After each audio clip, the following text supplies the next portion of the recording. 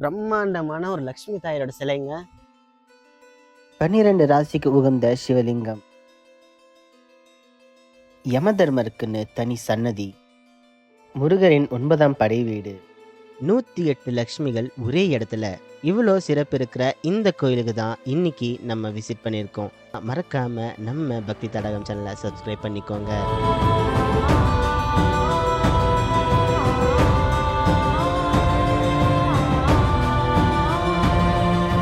சேலம் மாவட்டத்துல ஏற்கனவே இருக்கிற பெரிய முருகர் சிலை நம்ம எல்லாருக்குமே தெரியும். அந்த மாதிரிதான் இன்னொரு முருகர் சிலையை அமைக்க போறாங்கன்னு கேள்விப்பட்டேன். ஆனா அதுக்கப்புறமா தான் தெரிஞ்சது அது முருகர் சிலை இல்ல, லக்ஷ்மி தாயருடைய சிலை காவடி ஆண்டவர் அப்படின்ற முருகர் கோவில்ல பண்றாங்கன்னு. மிகப்பெரிய லக்ஷ்மி தாயரோட சிலை பார்த்தே ஆகணும்னு சொல்லிட்டு நேரா நம்ம குழுவோட நம்ம சேலம்க்கு கிளம்பிட்டோம். பெங்களூர்ல இருந்து சேலம் போற ரோட்ல ஸ்டீல் பிளான்ட்னு ஒரு இடம், அந்த இடத்துல தான் இந்த கோவில் அமைஞ்சிருக்கு. இந்த கோவிலோட பேர் என்னன்னா ஸ்ரீ காவடி பழனி ஆண்டவர் ஆலயம். இந்த கோவில்ல மூலவரா வள்ளி தேவனை சமேதரா முருகப்பெருமான் இருக்காரு. இங்க வெளியே இருக்கிற இந்த லக்ஷ்மி தாயார் 155 அடியில வைக்கிறதா சொல்லிட்டு இருக்காங்க. இந்த லக்ஷ்மி தாயார் எப்படி இருக்க போறாங்கன்றது ஒரு டெமோ மாதிரி இந்த இடத்துல வச்சிருந்தாங்க. பொதுவா ஒரு சில கோயில்கள் ஒரு சில ராசிக்கு உகந்ததுன்னு நம்ம சொல்லுவோம். அந்த மாதிரி இந்த கோவில் கிட்டத்தட்ட 12 ராசிகளுக்குமே உகந்த ஒரு கோயில் அப்படின்னு சொல்றாங்க. இங்க உள்ள போன உடனே முதல்ல விநாயகர் பெருமான் இருந்தாரு. விநாயகர் பெருமானை வழிபட்டு சிவபெருமானையும் வழிபட்டோம். பன்னீரால இங்க வேலுக்கு அபிஷேகம் பண்றது ரொம்ப சிறப்புன்னு சொல்லியிருந்தாங்க. அதனால நாங்களும் வாங்கி அபிஷேகம் பண்ணியிருந்தோம். தெய்வங்களை வழிபட்டுட்டு அப்படி இந்த கோயிலை சுத்தி வரதான் நிறைய விஷயங்களை நான் இன்னும் கேள்விப்பட்டேன். இந்த கோயில்ல முருகர் பிரதானமா இருக்காரு. அவரை தாண்டி இந்த கோயில்ல இடும்பன், கடும்பன், கருப்பண்ண சுவாமி, சரபேஸ்வரர், பெருமாள், ஆஞ்சநேயர், லக்ஷ்மி தாயர்னு சொல்லிட்டு நிறைய பேர் இருக்காங்க. இந்த கோவில் எனக்கு ரொம்பவும் ஒரு வித்தியாசமான ஒரு வைப்ரேஷன் கொடுத்ததுன்னே சொல்லலாம். ஒரு குறிப்பிட்ட நாட்கள்ல இங்க குறி சொல்றாங்க. அதை கேட்டுட்டு போன பக்தர்களோட வாழ்க்கை மாறி இருக்குன்னு சொல்லிட்டு இருந்தாங்க. இது எல்லாம் கேட்டு எனக்கு ஆர்வம் ரொம்பவும் அதிகமாயிடுச்சு. இதை பத்தி கேட்டு தெரிஞ்சுக்கணும்னு சொல்லிட்டு அந்த கோயிலுடைய ஐயர்கிட்டயே இதை பத்தி நான் கேட்டேன். அவரு நமக்கு ரொம்பவும் டீட்டெயிலாக எக்ஸ்பிளைன் பண்ணாரு. நீங்களே கேளுங்க. கந்த சஷ்டியில வரி ஒரு நாள் 36 உருகொண்டு ஓதியே செபித்து உகந்து நீர் அணியன்னு சொல்லிட்டு ஒரு வரி வரும். அது 36 எதனால் சொல்லியிருக்காங்கன்னு யாருக்குமே தெரியாது. முதல்ல முருகன் 6 குழந்தையா உற்பத்தி ஆகிறார். 6 குழந்தையும் ஒட்டுக்கா பார்வதி அன்னைக்கு 6 முகமாக தோன்றாரு. இந்த 6 முக சக்கரம் இதுக்கு 36 முகம். இந்த வெள்ளி சக்கரத்துக்கு 36 முகம். இந்த ஆட்டி நாட்டுக்குள்ள அது 36 முகம். இது ஒன்றுக்கு தான். அதனால தான் ஒரு நாள் 36 கொண்டு கந்த சஷ்டியில் அமாவாசைக்கு சுவாமிக்கு முன்னாடி வச்சுருவோம். அதே மாதிரி சுவாமிக்கு அன்னைக்கு அமாவாசை அன்னைக்கு பண்ணுற அலங்காரம் தான்.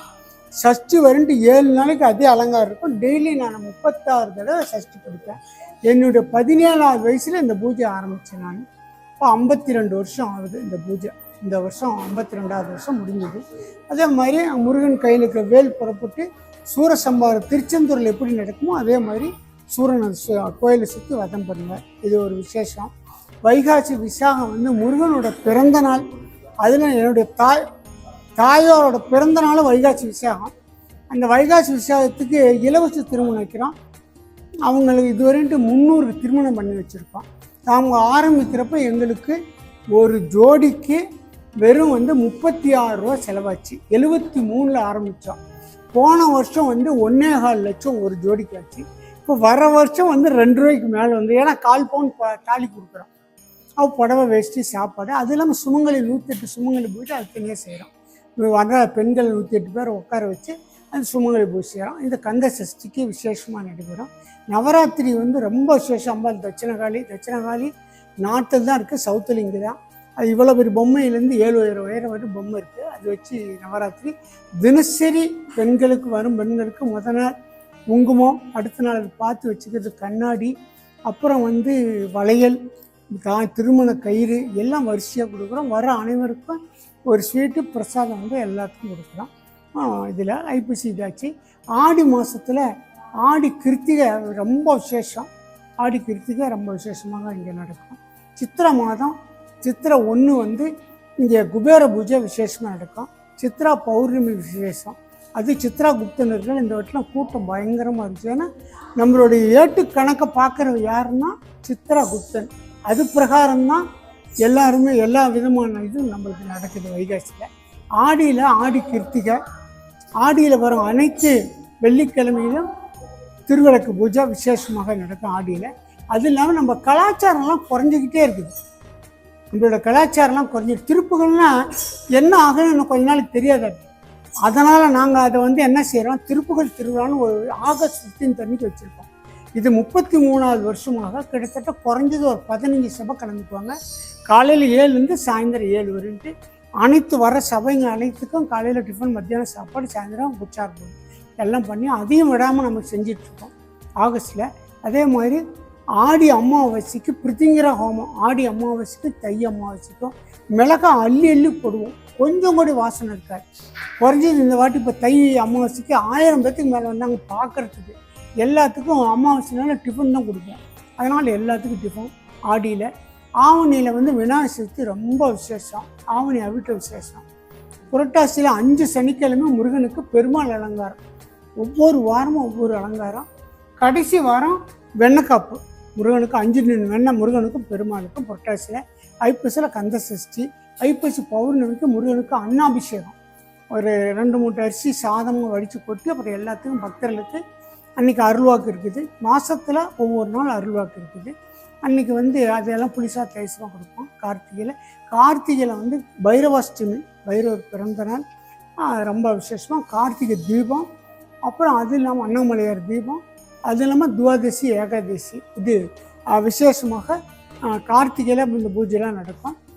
திருவாதிரை பூஜை, மார்கழியில் தினசரி பஜனை காலையில் 7:30 மணிக்கு திருவிளக்கு எடுத்துட்டு சுற்றி பஜனை பண்ணிட்டு இருக்கோம். மார்கழியில் ஏகாதசி, துவாதசி, ஆஞ்சநேய ஹனுமன் ஜெயந்தி அமாவாசையில் மார்கழியில். அப்புறம் தையில் வந்து தைப்பூசம். தை 10 வந்து கோயில் கட்டின நாள், அதான் முருகனோட பிறந்த நாள். அதனால் அன்றைக்கி எல்லா சுவாமிகளுக்கும் வஸ்திரம், புது வஸ்திரம் அது கொடுத்து அருள்வாக்கு நடைபெறும். இதை பார்க்குற பக்தர்கள் அவங்க மற்ற பக்தர்களுக்கு சொல்லி, உங்கள் உறவினர் உற்றார் உறவினருக்கு சொல்லி, நீங்கள் இந்த கோயில் வந்து சாதாரண ஓலைக்குடிசிலேருந்து ஓங்கி வளர்ந்த கோயில். இப்போ முருகன் இருக்கிற இடம் புத்து இருந்தது அந்த காலத்தில். இந்த தாயார் காலத்தில் தாயார் அருள்வாக்கு சொல்லுவாங்க. அந்த புத்தில் 3 சொர்பம் இருக்குமா, 2 நல்லனாக ஒரு சாரை. வெளியே வந்து இருந்தோடனே பால் வைப்பாங்கன்னா குடிச்சிட்டு உள்ள போடுவோம்.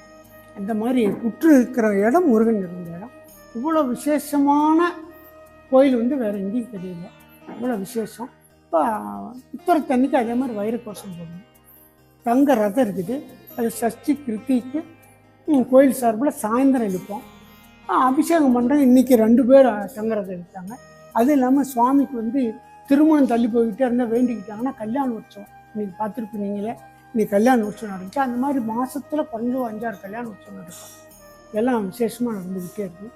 அதனால் இதை பார்க்குற பக்தர்கள் இன்னும் பார்த்து அவங்க நண்பர்கள் பக்தி உடையவர்கள்லாம் சொல்லி நான் கோயிலோட பெருமையை நாங்கள் சொல்ல நீங்கள் வந்தால் உங்களுக்கு என்ன காரியம் ஆகுமோ அதை செய்ய. என்னுடைய நீங்கள் எல்லாம் வந்திருக்கீங்க, இங்கே எல்லாம் அழைப்பு இருக்கிறீங்க, உங்களுக்கெல்லாம் என் நன்றியை தெரியும். வரக்கூடிய மார்ச் 24ஆம் தேதி செவ்வாய்க்கிழமை அன்னைக்கு குறி சொல்ல போகிறாங்க. அதுக்காக நம்ம குழுவோட இன்வைட் பண்ணியிருக்காங்க. அதுக்கு நான் போய் அந்த இடத்துல லைவாக நிறைய விஷயங்களை ஷூட் பண்ணி உங்களுக்காக காட்ட போகிறேன். இந்த கோயிலை பற்றின சிறப்புகள் இன்னும் முடியலை. செகண்ட் பார்ட்டில் இன்னும் நிறைய விஷயங்களை நம்ம பார்க்கலாம். அன்பர்கள் எல்லாருமே நம்ம சேனலை சப்ஸ்கிரைப் பண்ணி வச்சுக்கோங்க. ராதே கிருஷ்ணா.